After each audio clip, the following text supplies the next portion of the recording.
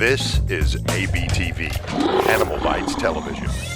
For animal lovers, by animal lovers.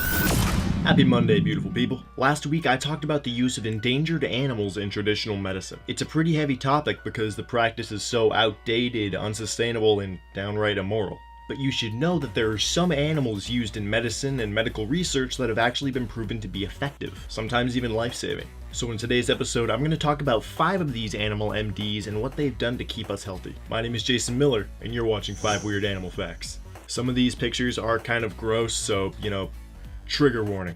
Number 1, the maggot. Certainly not the most popular animal out there, but in my opinion, they have an undeserved bad reputation, eating dead and decaying animal tissue and helping to expedite the decomposition process. The world might smell a lot worse if our friends the maggots weren't here to clean up all the dead stuff.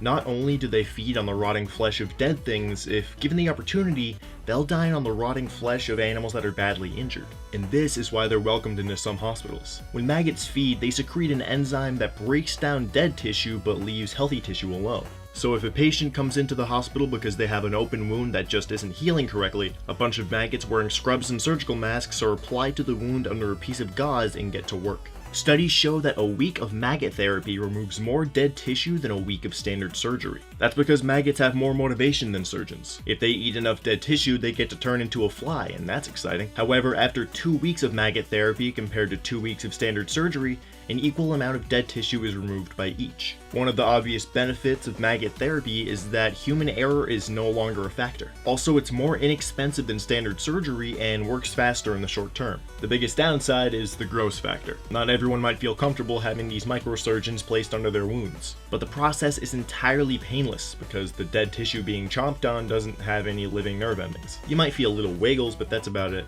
Number 2, the horseshoe crab. This marine arthropod is not actually a crab, but a member of the subphylum Chelicerata, the subphylum also containing arachnids. Horseshoe crabs are one of those animals that we like to call living fossils because they've existed nearly unchanged for close to 450 million years. One of the most interesting things about them is the fact that their blood is a lovely powder blue color. That's because instead of having iron in their blood like us human peoples do, they have copper, which gives it the Smurfy blue tint. The other remarkable thing about horseshoe crab blood is the fact that it contains cells called amoebocytes. Amoebocytes work sort of like white blood cells do in vertebrates. The amoebocytes found in horseshoe crab blood are called Limulus amoebocyte lysate, or LAL. When LAL comes into contact with bacterial endotoxins, it coagulates into a semi-solid gel to prevent the infection from spreading. Who else has a headache after all those big words? LAL is used in hospitals for testing medical equipment for harmful bacteria after coming into contact with blood. The LAL test has been used without question since the 1970s, but recently there's been some controversy over the way that the blood is harvested. Every year, up to 250,000 horseshoe crabs are collected to have their blood drawn before being released back into the ocean. As much as 1/3 of the animal's blood is removed during the process. And while it was previously believed that only about 3% of horseshoe crabs didn't survive the procedure, recent estimates put that number much closer to 30%. And females may have an impaired ability to spawn after bleeding and release. I'm pretty torn about this issue, so I want you guys to let me know what you think about the annual bleeding of horseshoe crabs. How can we make this process less destructive without getting rid of it entirely? Number 3, the Brazilian wandering spider. Members of the genus Phonutria, these South American arachnids have one of the most toxic bites of any spider. Their venom causes severe inflammation, loss of muscle control, difficulty breathing, and priapism. What's priapism, you ask? In layman's terms, it gives you a massive boner. A component of Phonutria venom called TX2-6 causes uncomfortable erections that can last many hours and can sometimes lead to impotence. But the venom is currently being researched as a way to possibly treat erectile dysfunction. So who knows? Maybe someday when I'm old and my penis stops working, I can count on the Brazilian wandering spider to make me feel young again. Did I take that joke too far? Number 4, the Gila monster. A venomous lizard native to southwestern United States and northwestern Mexico whose saliva holds the key to a significant treatment for type 2 diabetes. A hormone called Exendin-4 occurs naturally in the Gila monster's saliva. The hormone is 50% identical to a similar hormone in the human digestive tract that increases the production of insulin when blood sugar levels are high. So scientists were like, hey, we should synthesize that and that's exactly what they did. In 2005, a synthetic form of Exendin-4 was produced called exenatide. I'm getting real tired of all these big medical words. Exenatide was put through a 3-year trial, where it was found to not only maintain healthy levels of blood sugar in people with type 2 diabetes, It also led to progressive weight loss, which is fantastic because weight gain is an almost universal problem for people with diabetes. More recent studies show that exenatide also works as a powerful anti-inflammatory, and it all started with the saliva found inside of this beautiful face. Number 5. Who thinks leeches are cool? Just me? Okay. Leeches are incredibly talented at one thing,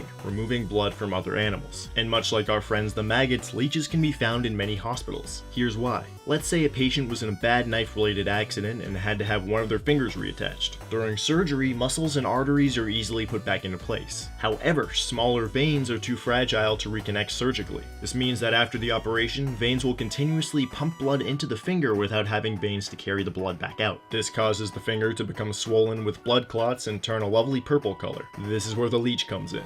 Our hungry friend is placed on the tip of the patient's swollen finger, where it latches on and begins to painlessly feed on the excess blood. A leech will drink blood slowly enough to keep blood flowing through the finger, but quickly enough to prevent further buildup while new capillaries are formed and the veins can reattach themselves. As an added bonus, leeches secrete an anticoagulant as they feed, which prevents further blood clots. This chemical continues to work even after the leech is removed, so the blood will continue to drain from the finger as the veins heal. Now who thinks leeches are cool?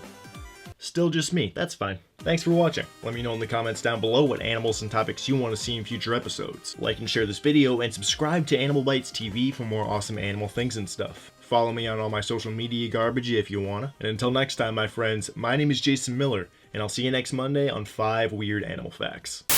Hope you guys enjoyed this episode. If you want to see more 5 Weird Animal Facts, go ahead and click this annotation right here. It'll take you to the playlist. And if you want to see more animal-related content, go ahead and click this annotation right here. We got 5 Weird Animal Facts every Monday, Snake Bites TV every Wednesday, and more awesome content coming in the near future. Have a great week, and I'll see you next time.